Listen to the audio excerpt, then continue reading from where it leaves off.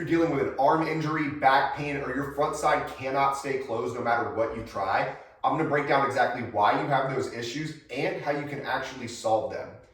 The biggest issue that you have is something called an open scissor posture. And this is something that almost all pitchers and really a lot of athletes are going to be in. So what open scissor posture is we're looking at the relationship from the pelvic floor and the diaphragm. We want these two muscles to run parallel to one another so that when they contract, they essentially create a vacuum seal of core pressure that allows us to rotate on plane and not dump into our low back.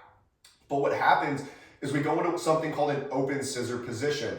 So from an alignment standpoint, what that means is my pelvis dumps anteriorly or it goes forward and my rib cage lifts up. So I'm in this position where the hip is going down, the rib is going up, and I don't create that same level of vacuum seal as I'm trying to rotate.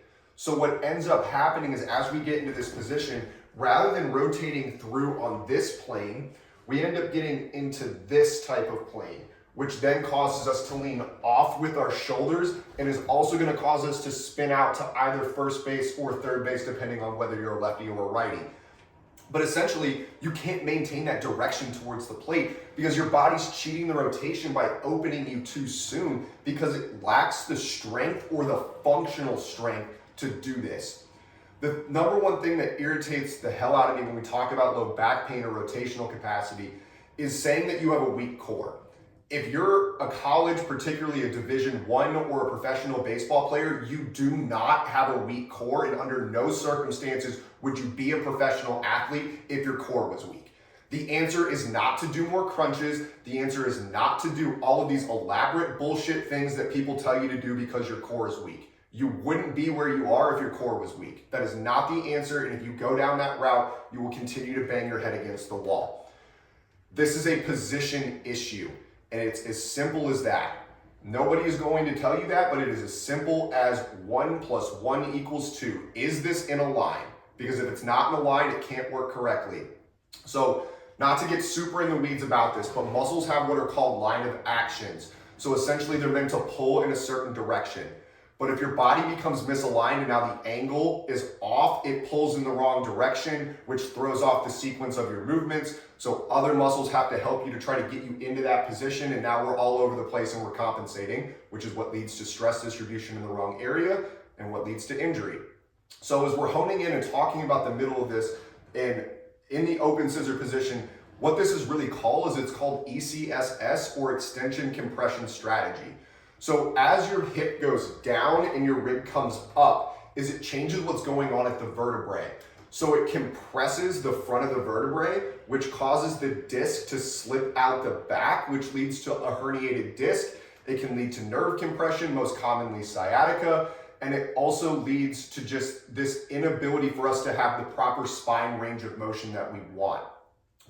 So in this open scissor position, obviously it's going to affect our breathing. We're going to be much more like a shallow chest breather than actually creating this inhale.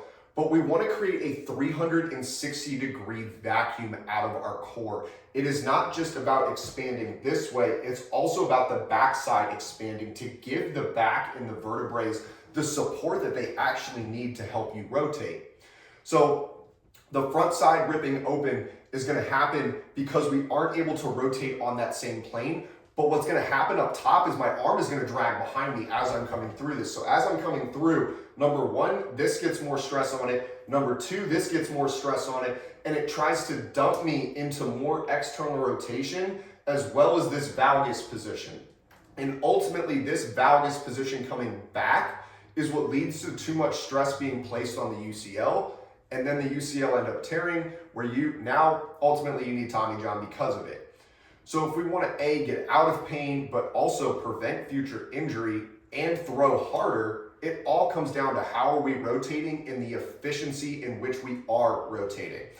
So the easiest thing that you can do is change the position of your body. Because once again, this is a position issue. It is not a strength issue. So that begs the question, how do we actually change the position of our body? There's a couple of really, really good strategies for this. Obviously, I'm a posture guy, so posture is going to be the number one thing that I always use to try to correct this issue. There's another one called DNS, or dynamic neuromuscular stabilization, which is essentially like functional baby movements to try to work on the central nervous system in the way that you coordinate these movements to work on the turning of rotation. And the other one would be the McKenzie method, which is essentially just working on extension of the spine. Now you might think, if I'm in extension already, why would going into more extension help? Well, there's this thing called directional preference. And oftentimes people who are in this ECSS position actually prefer extension, and extension is going to be the thing that actually gets you out of pain, but it might be a little scary at first because you're going into a range that's generally painful, but the more that we prime and work through it, the faster that your body realizes, hey, I'm actually safe in this position, and it starts to relearn that it doesn't have to send those same signals to the body because we're working on how we're getting into extension so that we do it effectively and we don't cheat to get into it. But I want to give you one exercise, and it is super, super simple to be able to do to work on this rotational pattern. So all you're going to do is lay down on your back, and I want you to think of yourself as being a baby, and like particular a really, really young infant. So if you've ever seen a baby laying on their back and something's above them and they're playing with toys, this is essentially the position we're going to start in. So we're on our back, we have our legs up at a 90-90, and all I want you to think is somebody shot you with a freeze ray and you're not moving your legs independent. They're gonna move at the same time. So we're gonna lift our head up, and when we do that, you're gonna feel your core engage and kind of sit this rib cage down. This is the core bracing feeling that we are trying to get as we rotate. So from here, we're just gonna bring our elbows out. We're gonna move down towards the ground here. Once we get our elbow and knee to the floor, you're gonna push through the elbow and the knee that are down on the ground to open this gate back up. Once you lose the ground contact with the knee, we come back to the middle and then down to the other side. Push through, and all you're going to do is working on rotating back and forth in this position, keeping your core engaged the entire time. As you fatigue, your feet will want to fall down here. This is going to make this pattern feel really awkward if you get here. You need to have your feet above your knees, and it might help you if you actually put like a yoga ball between your knees so that you have something to space to be able to move back and forth through this. But if you go through and do that, I think you're going to be very, very surprised at number one, the level of core engagement that you get from doing something as simple as what 3-month-old infants do. But number two, it's gonna have a direct translation into your actual mechanics because it's working on the central nervous system patterning of this turn.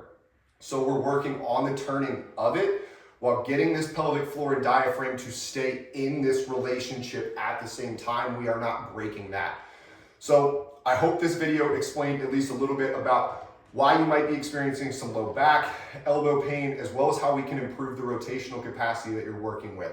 So give that exercise a try, put it into your warm-up routine. I think you'll be pleasantly surprised.